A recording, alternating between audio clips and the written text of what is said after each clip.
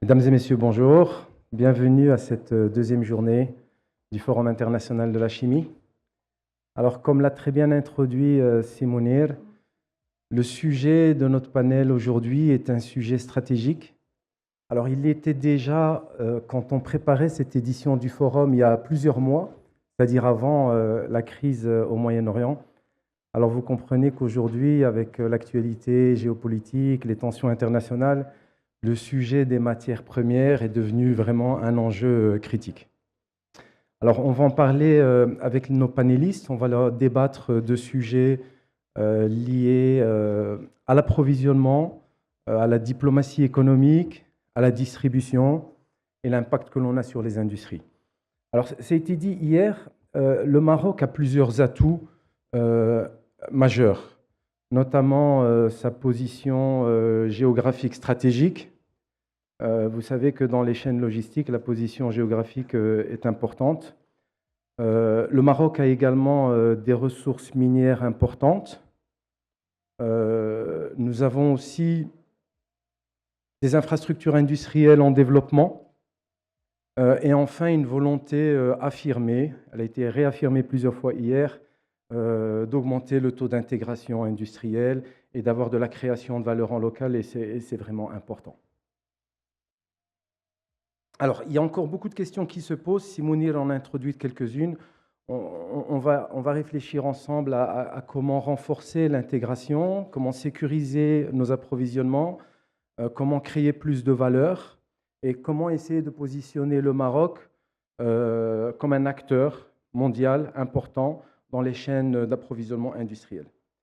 Alors pour ça, pour en débattre, j'ai le plaisir d'accueillir des intervenants qui ont des profils complémentaires. Donc le volet industriel, le volet de la diplomatie économique, le volet de la distribution et le volet des ressources minières. Donc je vais vous demander d'applaudir et d'accueillir Madame Intisar Benzekour.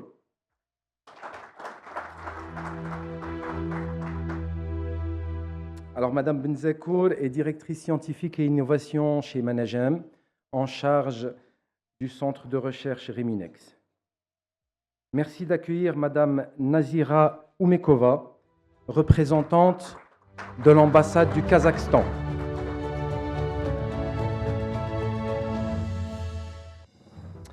Merci d'applaudir Madame Meriem Mellahi, secrétaire générale de l'Association marocaine des distributeurs de produits chimiques et directrice générale de la société Luchem.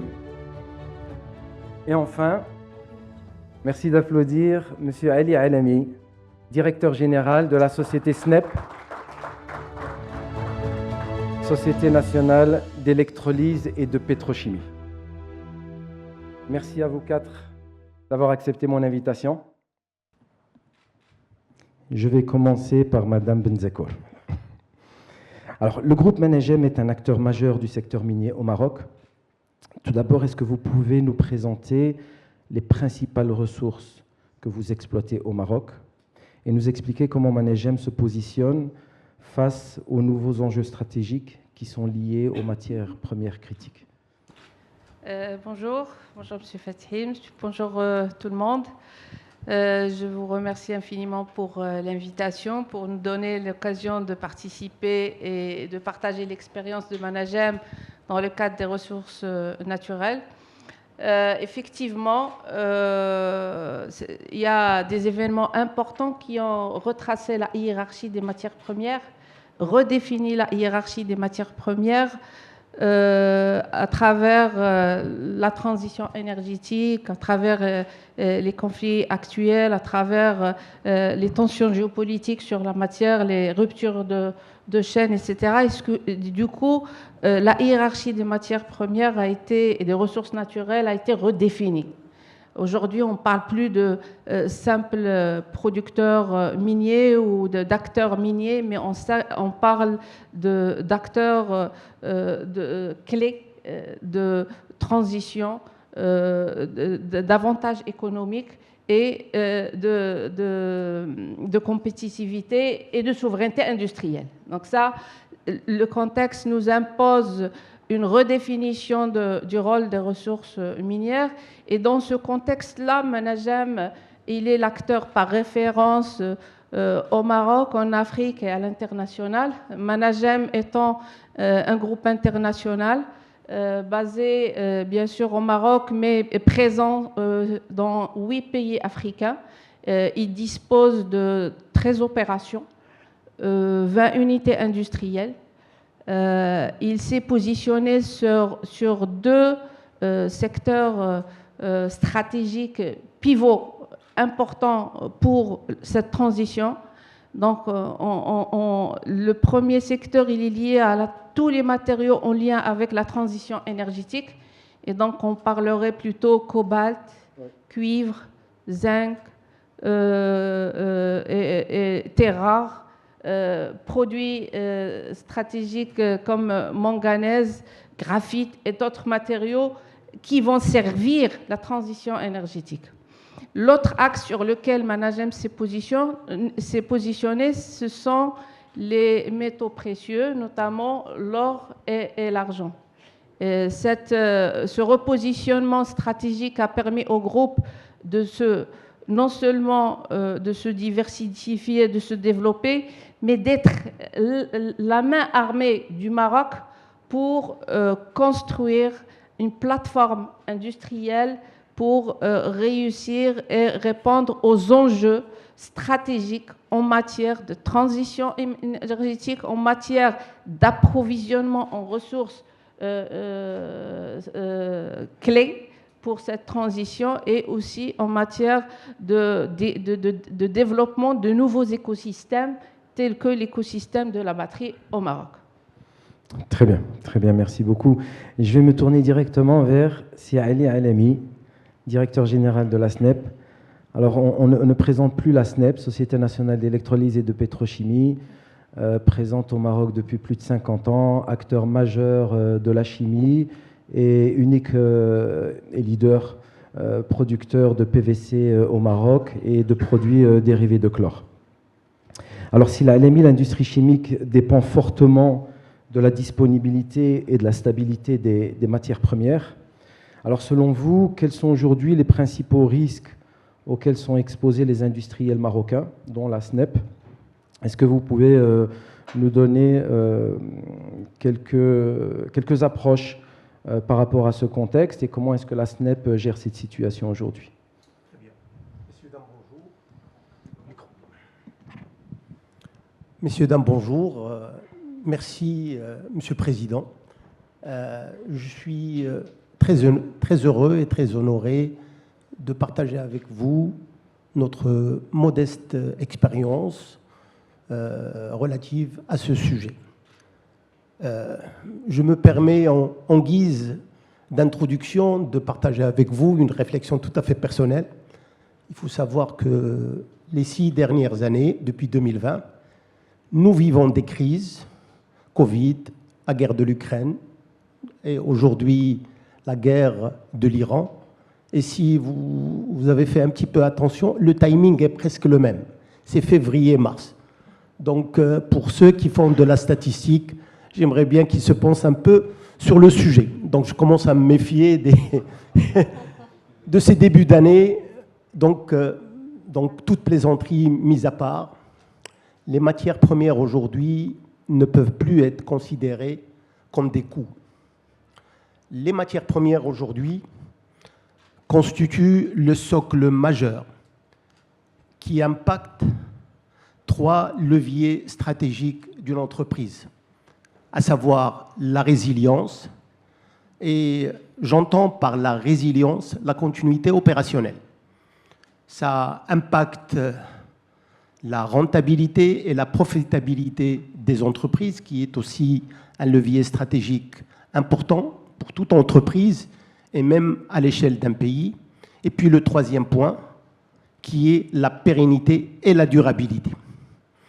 Donc, sur une simple analyse ou une cartographie des risques liés à l'approvisionnement des matières premières, je citerai, et c'est un secret de polichinelle, le premier risque que nous avons, c'est sécuriser nos approvisionnements.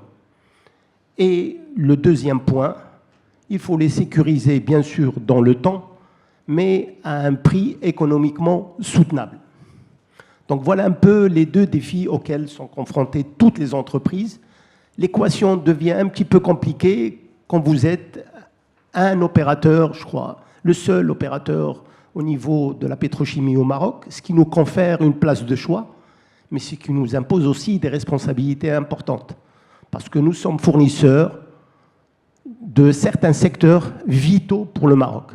Et j'en veux pour preuve, nous fournissons pratiquement la totalité des produits qui sont nécessaires à la potabilité de l'eau que nous consommons tous. Donc nous regardons ces risques-là en upstream et downstream. Et c'est quelque chose de très important parce qu'on essaye de voir un peu comment on peut mitiger tous ces risques-là. Donc pour revenir, donc quand on regarde le risque lié à la sécurité de nos approvisionnements, il faut savoir que la SNEP importe de l'éthylène. Pour ceux qui ne le connaissent pas, bien sûr, c'est un produit hautement dangereux. Nous l'importons à une température de moins 103 degrés. Vous pouvez imaginer ce que ça impose comme conditions et comme normes de sécurité, aussi bien en upstream, depuis le port, jusqu'à l'alimentation de nos unités. Sur cette partie-là, ce risque lié à l'approvisionnement, nous avons essayé de travailler sur deux leviers. Le premier levier est lié à la diversification de nos fournisseurs. Donc aujourd'hui, nous travaillons avec des fournisseurs européens, américains et asiatiques. Et puis aussi, nous avons aussi travaillé sur la dimension géographique. Nous importons du Moyen-Orient, des États-Unis, nous importons aussi de l'Asie des fois. Donc voilà un peu, et c'est je dirais, c'est quelque chose de tout à fait commun. Il faut le faire, c'est important. Ça vous impose des contraintes dans la mesure où, en travaillant avec plusieurs fournisseurs, vous n'avez plus les mêmes droits que si vous travaillez avec, parce que les volumes sont réduits. Donc, vous n'avez pas accès à des prix compétitifs. Donc, le premier levier sur lequel nous avons travaillé, c'est cette diversification régionale et la diversification fournisseurs. Le deuxième point sur lequel nous avons travaillé est dans la continuité de la sécurisation de nos approvisionnements. On a essayé de travailler sur des contrats à long terme qui nous imposent bien sûr des obligations en termes d'engagement sur des volumes, mais qui nous permettent d'avoir des prix relativement stables et qui sont, on va dire, sanctuarisés par rapport à la fluctuation des prix de commodités que nous constatons en période de crise. Juste pour simple information, on en discute, le prix du soufre, il a été pratiquement multiplié par 8 ou par 9. Nous, le prix de l'éthylène, il a été multiplié par 2, alors que le prix de notre produit fini sur le marché international, il a perdu 30%. Voilà un peu ce que je peux dire en résumé sur les risques auxquels nous faisons face, mais auxquels fait face pratiquement l'ensemble du secteur industriel. Merci. Merci Sireli. Alors, je vais me tourner vers Madame Nazira Oumekova, qui représente l'ambassade du Kazakhstan et que je remercie de nouveau d'avoir accepté notre invitation. Alors, dans un premier temps, moi j'ai appris beaucoup de choses avec vous sur le Kazakhstan. Est-ce que vous pouvez nous parler en quelques mots de votre pays et de ses principales ressources en termes de matières premières? Bonjour mesdames et messieurs. Bonjour, merci M. Fatri pour la présentation. Pour moi, c'est un grand honneur de participer à ce forum et représenter Madame l'ambassadeur du Kazakhstan, Saoulikou Saloukouze. Non seulement représenter l'ambassadeur, mais être le voix du Kazakhstan au sein de ce forum important. surtout à cette séance plénière consacrée aux premières matières. Et je saisis cette occasion pour remercier M.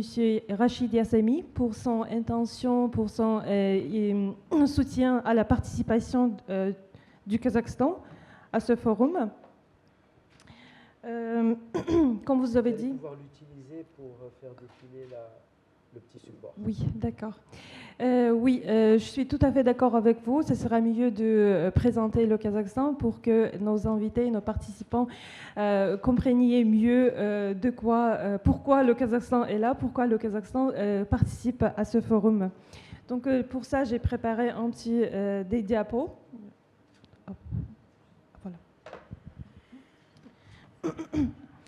Donc, le Kazakhstan est le plus grand pays de l'Asie centrale et le 9e vaste d'État du monde, avec une superficie de plus de 2,7 millions de kilomètres carrés. Il est situé au cœur de l'Eurasie. Notre pays occupe une position géographique stratégique entre l'Europe et l'Asie. Donc, comme vous voyez sur cette diapo, le Kazakhstan partage des frontières avec la Russie. C'est la plus grande frontière terrestre au nord, et la Chine à l'ouest, et le Kyrgyzstan, l'Ouzbékistan, le Turkménistan au sud. Le pays se caractérise comme un pays enclavé, malgré la mer Caspienne qui se trouve à l'est. Voilà.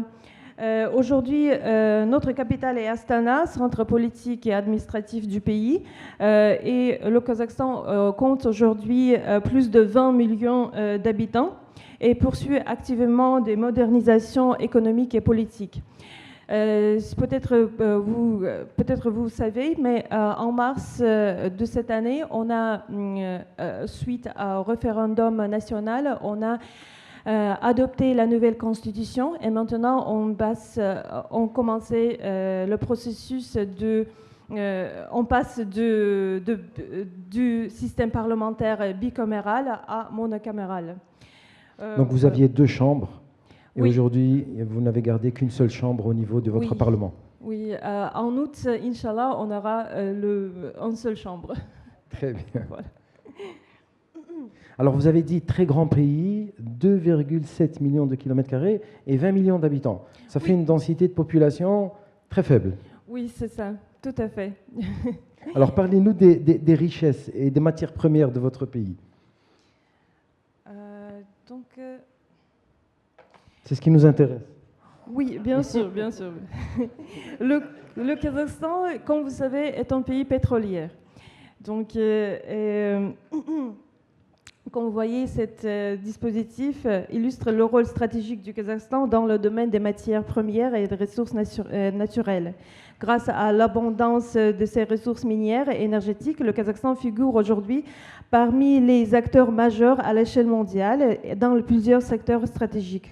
Notre pays est notamment le premier producteur mondial d'uranium, dispose également d'importantes réserves de chrome, de manganèse, de zinc, de cuivre, de plomb, de fer, d'or ainsi que de terres rares.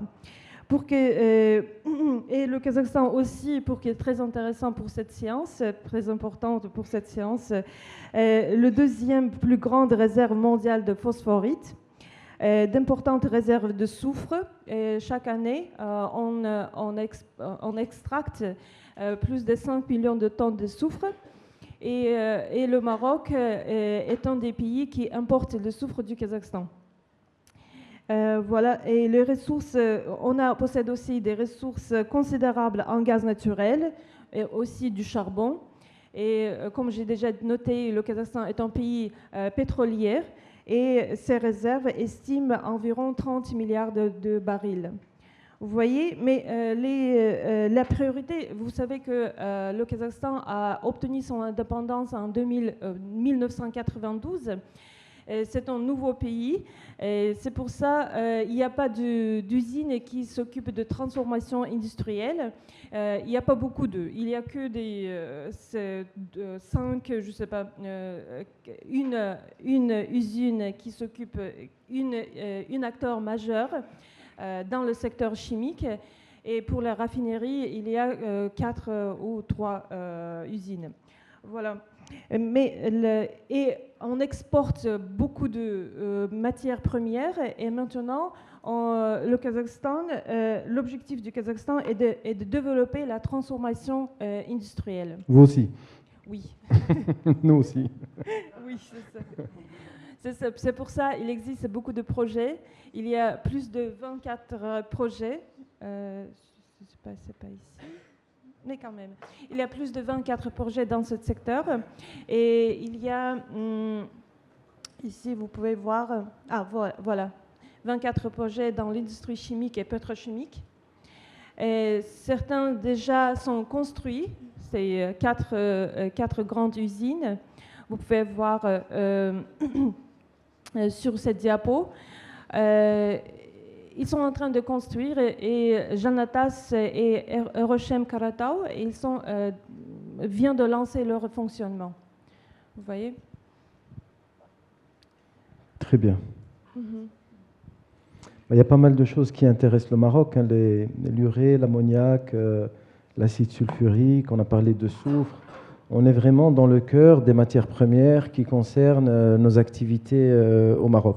On aura l'occasion de parler des échanges commerciaux avec le Maroc, oui. Et puis ce qu'on peut construire ensemble à l'avenir. On va vous présenter, Inch'Allah, les relations bilatérales entre le Maroc et le Kazakhstan qui existent pour ces jours. Très bien, merci beaucoup, Madame Nazira.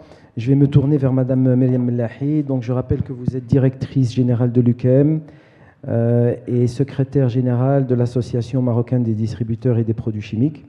Justement, est-ce que vous pouvez nous parler de cette association, de son rôle, et éventuellement aussi de l'UQM et de son activité? Ok, merci Mourad pour la présentation. Je suis aussi très honorée d'être parmi vous aujourd'hui. L'UQM, c'est une société de trading et aussi d'approvisionnement de matières premières. Nous sommes présents dans 25 pays dans le monde. Nous avons des bureaux en Chine, en Inde, au Dubaï, en Europe et au Maroc. Et depuis la division en Chine, elle s'en charge plus de matières premières, d'approvisionnement, supply chain. Et les autres bureaux s'en chargent de la vente, principalement. Et vous avez en charge le Maroc et la région, je crois. Et l'Afrique de l'Ouest. Et l'Afrique de l'Ouest. Oui. Ici, au Maroc, on est responsable d'approvisionner le Maroc et l'Afrique de l'Ouest. C'est important parce que beaucoup d'entreprises, on en a parlé hier lors d'un panel, le positionnement du Maroc est souvent utilisé comme un hub pour développer des activités économiques sur l'Afrique ouest-occidentale, l'Afrique du Nord.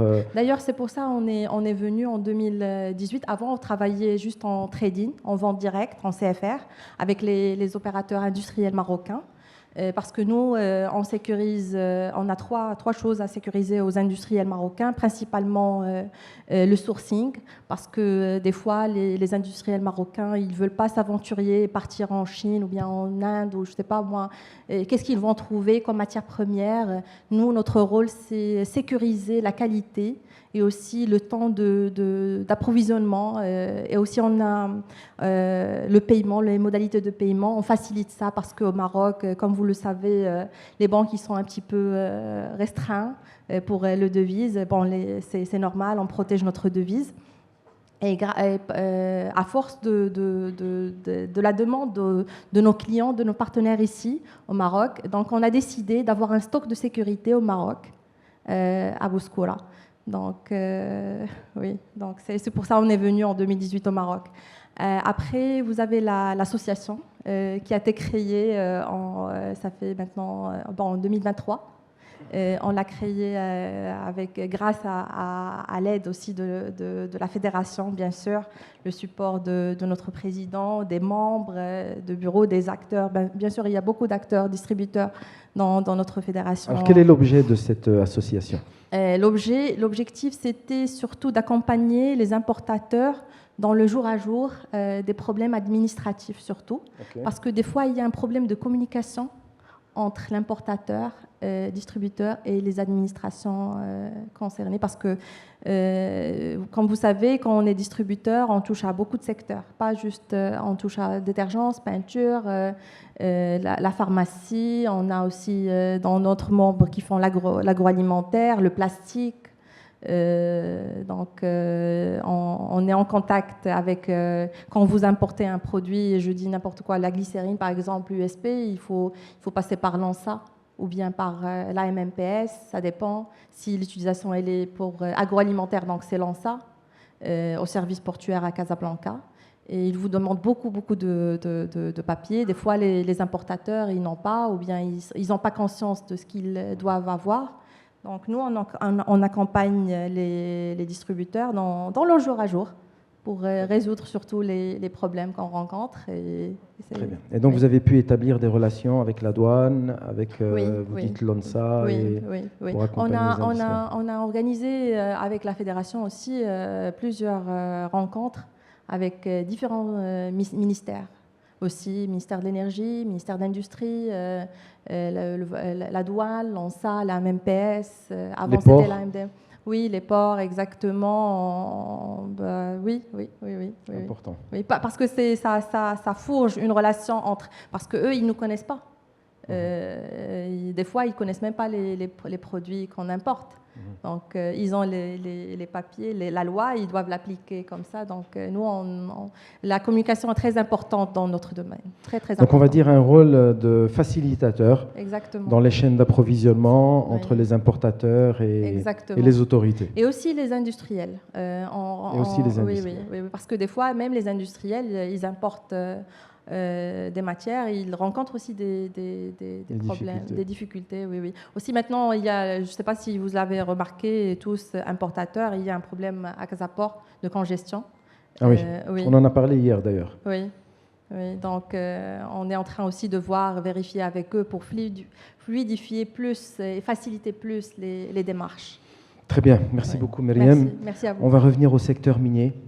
Alors Madame Benzakour, vous nous avez parlé de la manière dont Managem a réorienté ses activités stratégiques pour s'adapter à la transition énergétique, aux ressources qui sont liées à cette transition énergétique. Vous avez parlé aussi des métaux précieux, l'or, l'argent. Alors je voudrais évoquer avec vous la transformation locale, qui est un levier important, un levier stratégique important. Alors comment vous pensez que le Maroc peut renforcer justement cette intégration industrielle ? Et comment est-ce que Managem opère aussi sur cet axe?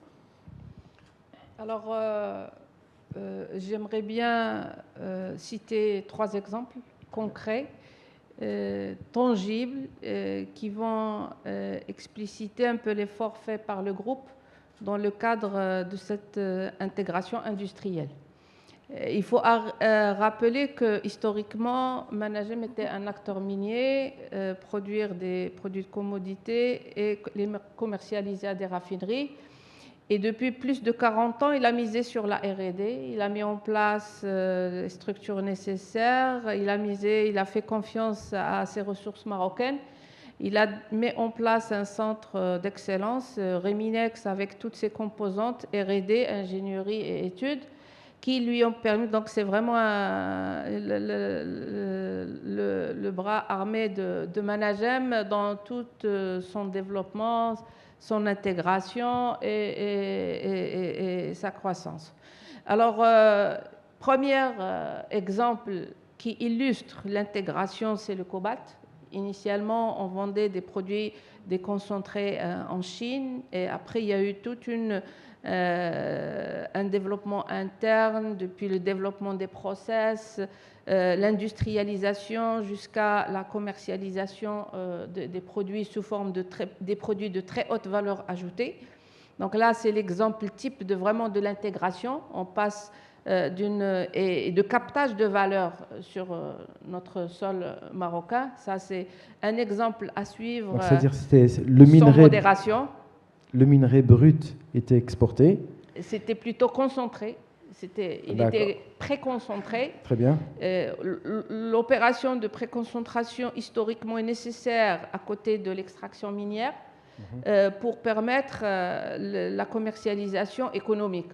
On peut pas, le grade est pas important pour optimiser la logistique. Très bien. Maintenant, pour faire un pas en avant, Managem a misé sur la R&D pour développer un autre métier qui est l'hydrométallurgie, qui lui a permis de s'intégrer en aval et d'aller produire des produits de très haute valeur ajoutée comme la cathode de 99,99%.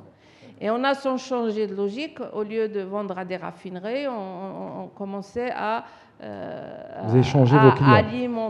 alimenter des secteurs et des applications industrielles, notamment notre cobalt était utilisé dans les applications comme la catalyse, comme les batteries, comme un certain nombre d'applications de très haute valeur ajoutée. Donc l'idée ici, c'est vraiment de capter le maximum de valeur in-house, au Maroc, in situ. Donc ça, c'est l'intégration, l'exemple important de l'intégration aval à travers le cobalt, la filière cobalt. Le deuxième exemple criant, c'est celui du cuivre. Managem vient de démarrer une très grande opération minière en lien avec le cuivre. C'est vraiment le premier pas stratégique dans la concrétisation de l'axe en lien avec la transition énergétique. Vous savez, le cuivre est utilisé 4 à 5 fois plus dans une voiture électrique par rapport à une voiture thermique. Une voiture thermique, elle utilise 20-25 kilos. Pour faire tourner une voiture, il lui faut 80 kilos de cuivre. Et du coup, il y aura une pression énorme sur le besoin en batterie. Et donc, il y aura besoin de nouveaux projets, etc. Le projet Tizert qui vient de démarrer sur plan industriel, c'est aussi un deuxième exemple de projet totalement intégré depuis l'exploration, le développement, la R&D, l'industrialisation jusqu'à la commercialisation. C'est un projet qui est classé parmi les minéralisations les plus complexes. Et aussi, on a déployé plusieurs outils et de décisions innovantes en matière d'utilisation d'eau conventionnelle, donc réussir le traitement avec des eaux de steppe au lieu de la ressource de l'eau directement. C'était pour nous un deuxième sujet d'innovation phare dans cet aspect-là. Et en plus, Managem a fait de Tizert vraiment premier pas vers la main du futur avec toute la partie couche digitale, etc. Donc vraiment, c'est une très très belle réalisation qui concrétise la stratégie de transition, mais aussi ce n'est que la première saga. La deuxième viendrait avec l'intégration parce que Managem ambitionne d'aller au-delà du concentré, d'aller vers le métal et de nourrir ce besoin aussi bien localement qu'au niveau de la chaîne mondiale des matériaux, donc devenir un maillon clé dans la chaîne d'approvisionnement mondial de ces métaux de la transition. Le troisième exemple, qui n'est pas des moindres, c'est le projet sulfate de cobalt. Projet sulfate de cobalt, c'est le dernier bébé. Il est en phase de ramp-up. C'est la concrétisation et l'expression d'un effort R&D de long terme pour Managem. Donc, depuis la cathode, on a voulu aller vers cet ingrédient essentiel dans la fabrication des batteries. Et donc là, c'est la première pierre angulaire du Maroc dans les matières de la batterie. On a fait un pas géant en matière de développement, R&D, pilotage, etc., pour arriver à la qualité batterie. Vous savez que ça fait partie des qualités les plus exigeantes en matière de chimie fine, synthèse et tout ça. Toutes les impuretés doivent pratiquement être inférieures à 5 ppm et certaines doivent être inférieures à 1 ppm. Donc, c'est un pas géant colossal en matière de développement et d'intégration. Mais après, in fine, Managem a décidé de le faire, bien sûr, en collaboration avec une ingénierie chinoise qui a, elle aussi, mobilisé sa technologie. Et c'est là où vient la fertilisation croisée, notre expérience interne avec l'apport de l'ingénierie chinoise a donné le projet avec un travail extraordinaire en cours matière de concrétisation, c'est-à-dire le projet... construit, il a démarré, on a dépassé la phase de commissioning. Très bien. Et on est en phase de ramp-up. Ramp-up, c'est pour atteindre les performances industrielles objectifs du projet. C'est un projet clé comme dans l'écosystème batterie au Maroc. Pour nous, c'est la première pierre angulaire. Elle ramène un ingrédient important dans la synthèse. Vous avez aujourd'hui, il y a 2 ans, il n'y avait rien en termes d'écosystème au Maroc. En termes de batterie, aujourd'hui, il y a des projets de Gigafactory, il y a un projet sur les anodes, il y a un autre sur les PICAM, il y a ceux qui sont déjà en phase d'industrialisation comme Cobco, il y a un projet sur l'électrolyte. Aujourd'hui, Managem vient concrètement avec le projet sulfate de cobalt et ambitionne d'aller vers d'autres ingrédients importants pour la batterie, comme le manganèse, comme bien d'autres sources, comme le graphite, etc. Voilà, donc ces exemples illustrent bien l'importance de l'intégration aval, la création de valeur. Il faut miser sur la R&D, il faut croire dans l'intelligence marocaine et les capacités internes, mais aussi l'ouverture, la modernisation et surtout le travail avec les autres, parce que ça permet d'accélérer le pas pour ne pas réinventer la roue, ça c'est hyper important. Et puis, il faut aligner des feuilles de route bétonnées, mais y aller avec beaucoup de discipline, beaucoup de rigueur et beaucoup de détermination. Et beaucoup de détermination. On en a parlé hier, professeur Yazemi nous a parlé justement de ces batteries en comparant les batteries LFP, lithium, fer, phosphate, et les batteries NMC, nickel, manganèse, cobalt. Et ce que vous dites est important en termes d'impureté. On a parlé hier de sécurité lors des charges et comment est-ce que l'IA est utilisée dans les charges des batteries. Je vais partager aussi, je vais enlever ma casquette de modérateur pour parler un peu de chimie, parce qu'on fournit un peu aussi au niveau de SC Chemicals certaines matières pour cet écosystème batterie. Et en effet, nous, on fournit de la soude caustique, un peu d'eau ammoniacale, et le niveau d'exigence en termes d'impureté est très, très élevé. Voilà, parce que c'est lié à la sécurité des batteries. Il peut y avoir des effets sur des petites impuretés, des effets magnétiques qui se passent, qui risquent d'entraîner des surchauffes et des accidents qui peuvent être... Mais c'est intéressant d'entendre qu'au niveau du Maroc, on a la capacité, comme vous dites, depuis l'ingénierie, les études, la mise en place, le développement, la construction de l'usine, le démarrage, le commissioning, et puis intégrer de A à Z. Donc ça fait plaisir d'entendre ce type d'expérience. Peut-être juste un complément qui n'est pas des moindres. Historiquement, Managem faisait des projets de 40 millions de dollars à peu près, et on faisait tout en interne, de scratch. Tout est intégré, exploration, R&D, etc. C'était des modèles réussis, alhamdoulilah, mais ils prenaient un peu de temps. Et il a été décidé d'aller vers un modèle fast track pour capter plus de valeur, mais augmenter, accélérer la croissance. Et du coup, il y avait cette orientation d'aller vers des projets plus avancés. Et là, c'est tout l'avantage d'avoir capitalisé sur une structure qui faisait par elle-même et pour se faire augmenter avec des structures, d'autres structures d'ingénierie, de R&D, etc. Mais le problème, c'est que quand on ne connaît pas, on ne pourra ni gérer, ni orienter, ni décider, ni contrôler, ni rien du tout. Le fait de développer une expertise interne, non seulement ça permet de capitaliser sur ce qui a été déjà fait en interne, mais c'est une fertilisation croisée, hein, le fait d'apprendre des autres, voir les autres comment on fait, c'est un benchmark, c'est vraiment très... Mais en face, il y a une certaine maîtrise. On ne peut pas nous raconter n'importe quoi. On parle, on discute égal à égal. Hein. Je veux ça, je veux pas ça. Ça a de l'intérêt, ça c'est pas important pour moi.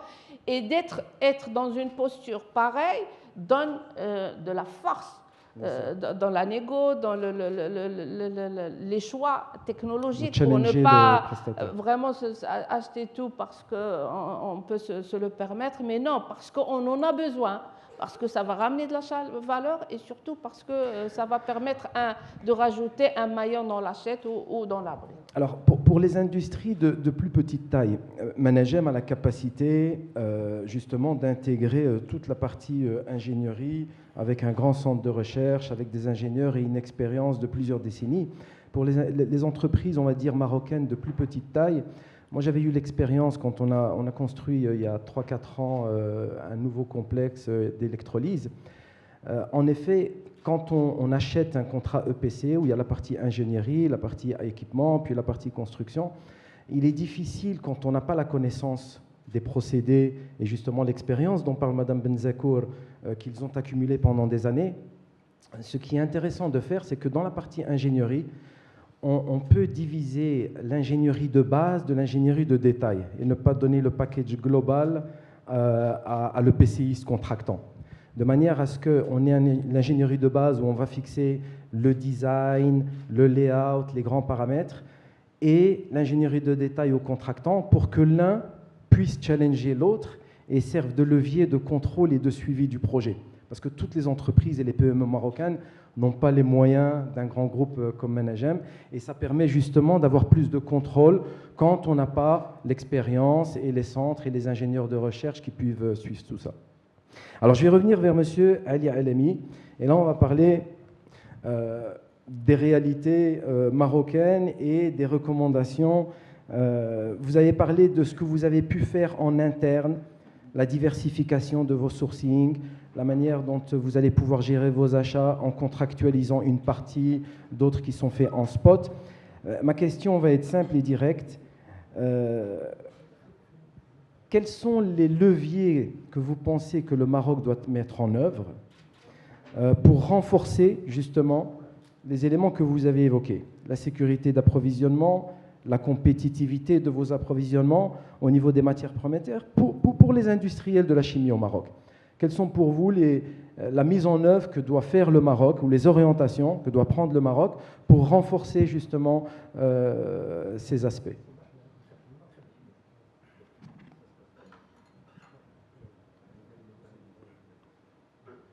Ce que je souhaite juste apporter un petit complément sur ce qui a été dit par Mme Benzakour, et ça fait réellement plaisir de voir que nous avons des écosystèmes en termes de R&D et d'ingénierie qui se déplacent au niveau du pays, parce que ça, c'est l'un des driving forces pour qu'on puisse profiter aussi sur le plan national des investissements que nous faisons. Parce que sans aucune maîtrise d'ingénierie, vous achetez, allez, les yeux fermés, une solution, et votre investissement, bon, qui est, allez, on va dire, de l'endettement, ne permet pas de précipiter de la création de la valeur ajoutée sur le tissu national. Pour juste rajouter un petit exemple, la SNEP a investi dernièrement à peu près 600 millions de dirhams et elle ne l'a pas fait dans un contrat EPC. À l'instar de ce que vous avez fait, les équipes de SNEP, ils ont acheté une partie du Basic Engineering, une partie des équipements propriétés ou les équipements clés qui sont proposés par les bailleurs de licence, et tout le reste a été fait avec les entreprises marocaines pour un champion national. Et je peux vous assurer que c'est quelque chose qui a pu profiter à tout l'écosystème, parce qu'on en a besoin, Managem en a besoin, l'OCP en a besoin, et d'autres industries en ont besoin. Maintenant, pour répondre de manière très concrète, parce que, bon, qu'est-ce qu'on peut faire? C'est le challenge, il est là. Sur des choses très pragmatiques. Nous devons, par exemple, sur certaines matières très stratégiques, nous devrons travailler sur nos stocks stratégiques. Et là, je suis un peu désolé de le dire, on a géré 3 crises successives de 2020 à 2026 avec des stocks stratégiques étonnamment bas pour nos besoins. On a, je peux le dire, on a frôlé la catastrophe ces dernières semaines sur des produits très stratégiques et qui sont des produits énergétiques, par exemple.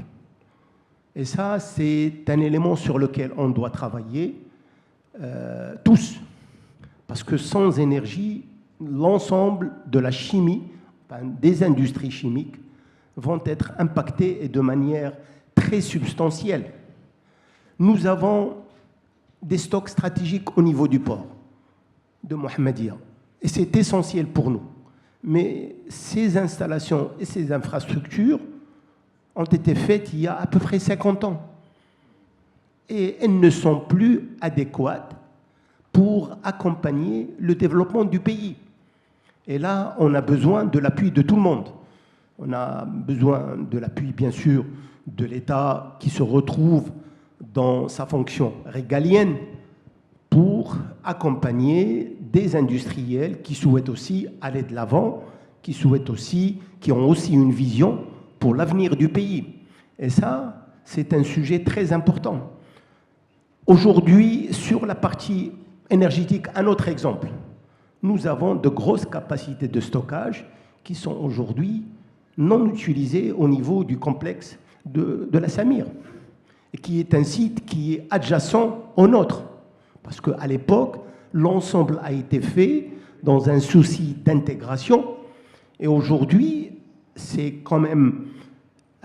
on joue avec le feu. Je m'excuse l'expression, mais travailler avec 30 jours de stockage, c'est quand même quelque chose qui ne doit pas laisser les différents responsables dormir de manière sereine. Alors que les capacités existent. Les capacités existent. Après, nous, on essaye de faire passer le message parce que c'était quelque chose de très critique. À un certain moment, on avait 24 heures de stock au niveau du fuel. Vous n'avez plus de fuel, vous arrêtez tout. Le fuel sert à fabriquer de la vapeur. Si vous n'avez pas de vapeur pratiquement dans tous les process industriels, il n'y a pas de chimie. Exactement, exactement.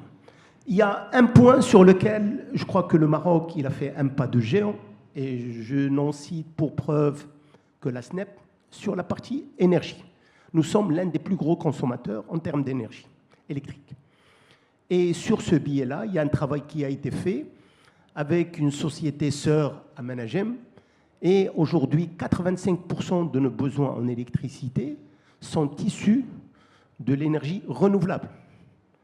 Donc ça nous prémunit, ça nous sécurise en termes d'approvisionnement, mais ça nous donne aussi une certaine stabilité au niveau des coûts engendrés et qui sont importants au niveau de cette ressource stratégique pour l'industrie chimique en général et pour tout le pays.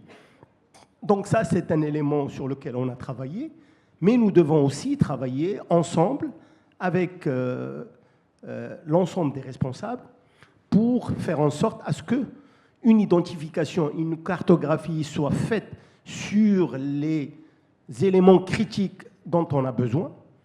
Et est-ce qu'on a, parce qu'on ne peut pas avoir des stocks, ça implique bien sûr des coûts, un certain nombre de choses, mais je crois que 30 jours, c'est quand même insuffisant. Et il faut mener une réflexion pour qu'on puisse aujourd'hui tirer profit déjà de ce qui existe. Voilà un élément. Alors je vais rajouter un point quand même. Donc vous avez parlé des réserves et des stocks que le Maroc gère pour alimenter les industries marocaines en termes d'énergie. Le chiffre nous a été donné hier par Monsieur le ministre. La chimie consomme 26% de l'énergie au niveau national. Donc c'est un enjeu stratégique majeur. Et puis vous avez évoqué la Samir, qui a des capacités de stockage importantes.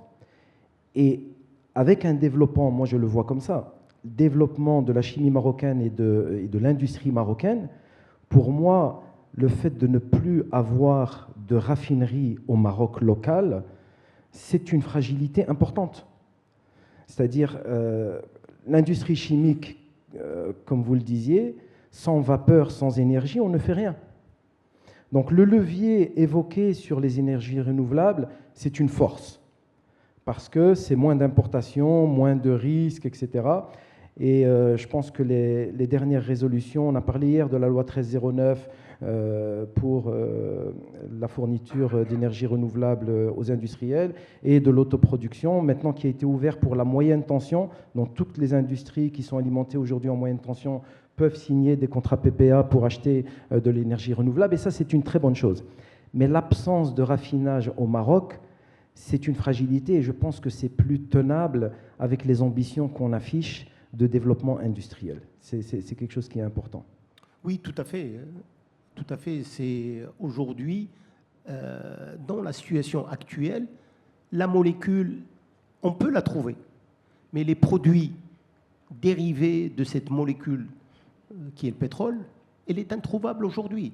Il faut savoir que de très grosses capacités ont été arrêtées au mois de mars en Europe. C'est juste pour donner, pour mettre, on va dire, des chiffres avec des images, c'est des capacités qui sont 10 fois la capacité de la SNEP, qui ont été arrêtées au mois de mars en Europe par manque de matières premières. Et la matière première aujourd'hui que nous utilisons, qui est un dérivé du NAFTA, et ce qui fait qu'aujourd'hui, un complexe de raffinage tel que celui de la Samir aurait pu nous prémunir en face d'un certain nombre de risques. Je parle risques sans calculer l'impact financier. Parce qu'aujourd'hui, vous n'avez plus de marge de manœuvre pour lisser la charge que vous avez au niveau de ces fluctuations importantes au niveau de votre matière première. Il faut décider à l'horizon une semaine ou deux. Alors que si vous avez des stocks adéquats, en adéquation avec notre consommation, allez, on a un peu plus de temps pour prendre les meilleures décisions, sachant que toutes ces augmentations ou toutes ces fluctuations, aujourd'hui, elles sont en train d'impacter très lourdement notre balance commerciale. Et je dirais que ça mérite une réflexion à ce sujet-là. Et puis, je sais que la réponse n'est pas simple, mais en tout cas, ça mérite une réflexion. Ça mérite une réflexion. Merci. Alors, je vais revenir sur ce que vous avez dit sur le port de Mohammedia, parce que c'est important. Donc, le port de Mohammedia est un port vraquier chimique liquide. Nous, on importe aussi en solide et en liquide vrac à partir de Mohammedia, à partir de Jorf.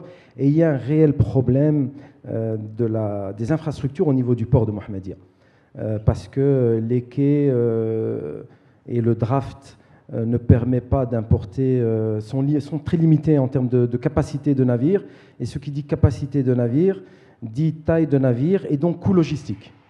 Donc plus on importe petits navires, plus les coûts logistiques augmentent. Ça pénalise les industriels qui travaillent au niveau de ce port. Et je pense qu'une réflexion par rapport aux infrastructures portuaires pour les vracs liquides et solides, et aussi pour le fameux quai container que l'on attend à Jorf aussi, aujourd'hui tout importé à partir de Casablanca, je pense que c'est des réflexions qui sont importantes.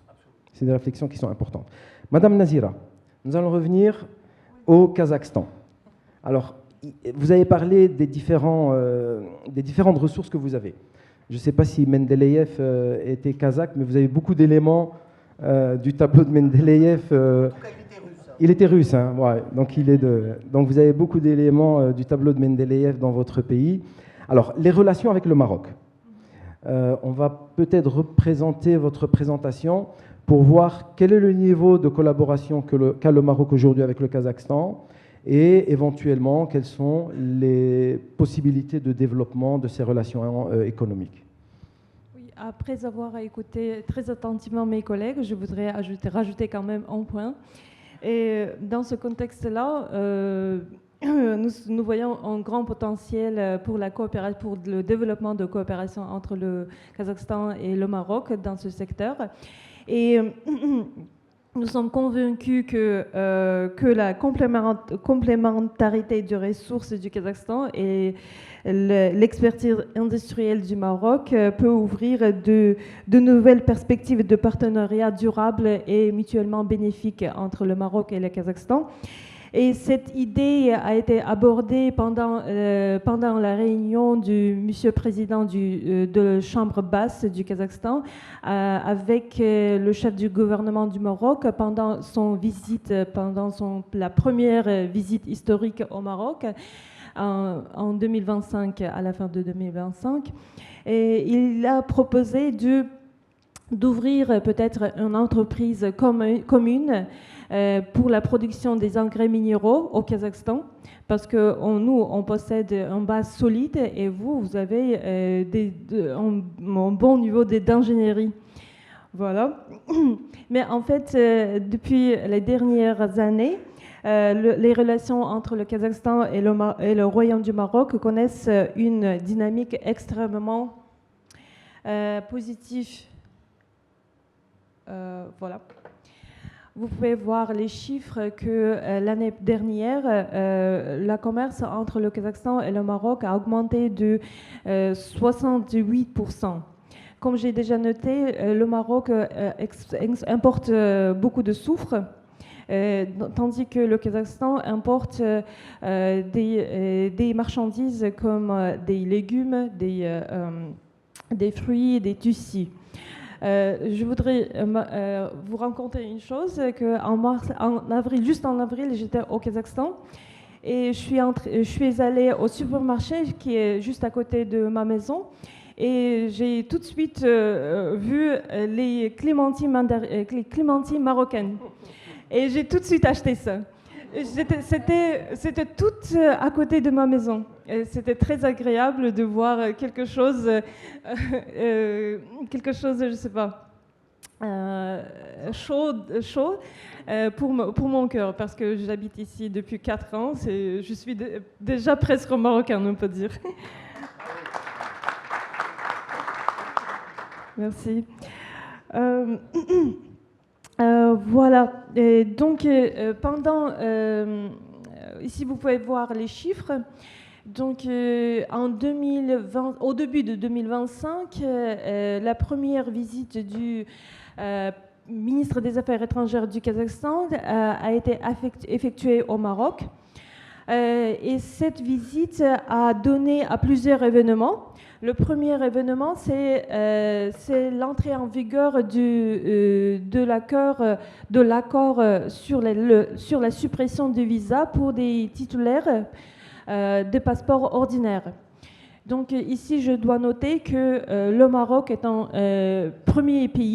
seul pays pour aujourd'hui, avec qui seul pays sur l'Afrique avec qui le Kazakhstan a signé un tel accord. Vous voyez le niveau de confiance entre les deux pays. Et en fait, entre le Maroc et le Kazakhstan, il y a beaucoup de choses communes. Tout à l'heure, j'ai parlé avec madame et j'ai rencontré que j'étais en Ifrane et en vue que les Marocains étaient aussi le peuple nomade et nous aussi, le Kazakh était aussi le peuple nomade, il y a beaucoup de choses communes et depuis 4 ans, j'ai découvert ces choses. Parfois, c'est très surprenant et très étonnant. Malgré la position géographique, quand même. Alors, avec la position géographique, pour enchaîner, le Kazakhstan est un pays enclavé. Oui. Quelles sont les possibilités logistiques pour les matières premières que vous pouvez offrir au Maroc? Je ne sais pas si vous avez un schéma. Moi, j'avais vu... Oui, ici, je voudrais noter que après, j'ai dit qu'après la visite du ministre des Affaires étrangères a donné à plusieurs événements. J'ai noté déjà le premier événement, c'est l'accord, et le deuxième événement, c'est l'accord d'exportation de 300 000 de tonnes de blé du Kazakh au Maroc. Il a signé cet accord avec la société Zine. Donc déjà 60 tonnes, voilà, vous voyez sur cet écran, vous avez vu que c'est déjà, en mai 2025, il a déjà effectué cet acheminement. Donc, pour ça, il a utilisé le corridor le plus prometteur qui passe le territoire du Kazakhstan. C'est le Middle Corridor, et on appelle aussi le corridor transcaspien. Mais donc il a ça se fait par voie ferrée, c'est ça? Oui. Jusqu'à la mer Caspienne. Oui. Qui est une mer enclavée aussi. Oui, c'est une mer enclavée. Donc après, ça part en bateau. Oui, c'est ça, par le port de Liepāja. Et après, ça traverse, ça part en Turquie. Non, c'est pas cette schéma comment que moi, ce qui m'intéresse, c'est de savoir comment ça arrive au Maroc. Mais parce que l'aspect logistique pour le coût et pour le transit time, c'est important. Oui, c'est ça. En fait, il y a 11 corridors. Okay. 11 corridors au Kazakhstan qui passent le territoire du Kazakhstan. Mais le plus prometteur, c'est le corridor transcaspien. En fait, il a été créé en 2017 comme en alternative à un autre corridor qui passe le territoire russe, mais en vue de situation dans la région. Et cet corridor a été créé comme alternative. Voilà. Pourquoi je dis c'est prometteuse, vous pouvez voir ce corridor. Il relie la Chine et l'Europe. Et on peut acheminer les marchandises entre 13 et 23 jours. Oui, donc pour ça... C'est les fameuses nouvelles voies de la soie ou lignes de la soie. Oui. En fait, en 2007, la Chine a annoncé son projet ambitieux, One Belt, One Road, et le Kazakhstan a soutenu ce projet, et cette corridor transcaspien semble continuation. Continuation de cet itinéraire. Voilà. Et pour le Maroc, on veut proposer 2 options pour élargir cette corridor. Voilà, vous pouvez voir ça. Le premier, on commence à partir de la mer Caspienne, oui, jusqu'à Tangermed. Vous pouvez voir Bandar Abbas Port, Jebel Ali Port et Port Tangermed. C'est la première option. Et la deuxième option, c'est par Port Alat, Port Batumi, Port Tangermed. Vous pouvez voir. Très bien, c'est très clair. Toutes ces idées ont été proposées pendant la réunion du président du Chambre basse du Kazakhstan avec le chef du gouvernement du Maroc. Merci beaucoup, et je suis convaincu que ces lignes vont permettre de développer davantage les relations entre nos 2 pays.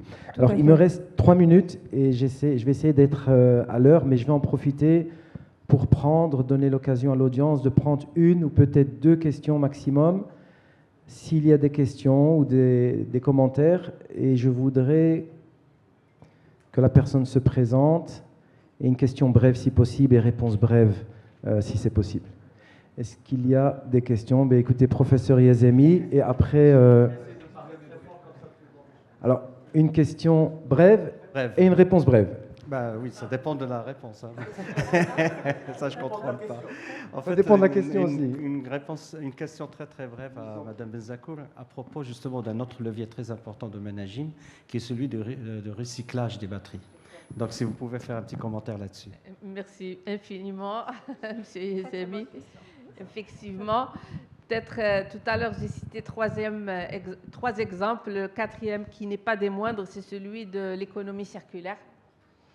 Et notamment le recyclage des batteries. Je vous remercie infiniment d'avoir rappelé cet axe qui est hyper stratégique. Vous savez que cette partie-là a été traitée à plusieurs séquences dans le processus de développement. Et donc, on a démarré par tout ce qui est développement d'un know-how interne extraordinaire pour traiter les matières complexes. Quand c'est difficile de traiter ailleurs, ça vient au Maroc, dans le sens complexe, technologiquement parlant, en termes de maîtrise. Et ce travail nous avait permis d'introduire une part non négligeable de matière à recycler dans notre process industriel. Et c'est comme ça que nous avons initié toute la partie économie circulaire. Et donc le projet le plus criant, illustratif de cette dynamique, c'est le recyclage des batteries. Donc on avait travaillé sur toute la partie recyclage black mass. Donc c'est quoi la black mass? C'est le matériau qui est extrait en fin de vie d'une batterie et qui collecte un peu les matériaux cathodiques pour qu'ils soient retraités, recyclés. Donc là aussi, il y a eu une réalisation industrielle en la matière avec un développement 100% interne qui nous a permis de mettre en place avec une technologie de recyclage et la développer jusqu'à l'industrialisation. Merci, merci. Très rapidement, la deuxième question. C'était la même question. Mais écoutez, ça nous fait... Pardon. Ça nous fait... Sidiga. Oui. En fait, moi, ma question va être adressée à Nazira, donc représentante. En fait, il y a un potentiel d'importation de matières premières de Kazakhstan. Et alors aujourd'hui, moi, ce que je propose, c'est qu'on puisse organiser une visite pour les membres de la Fédération de la chimie pour voir comment on peut exporter et faire l'échange de produits manufacturés au Maroc. Avec grand plaisir. Voilà, ça c'est une chose sur laquelle il faut qu'on puisse y réfléchir. Ça permettrait de développer davantage. Monsieur le Président va prendre note. Merci. Oui, pour conclure. Avec un grand plaisir. Donc, nous sommes en contact avec l'organisation kazakh Castrate. Ils sont prêts d'organiser tout d'abord une réunion en ligne et après peut-être une visite officielle. Merci beaucoup à vous quatre pour la qualité et la richesse des échanges et merci à vous pour votre attention.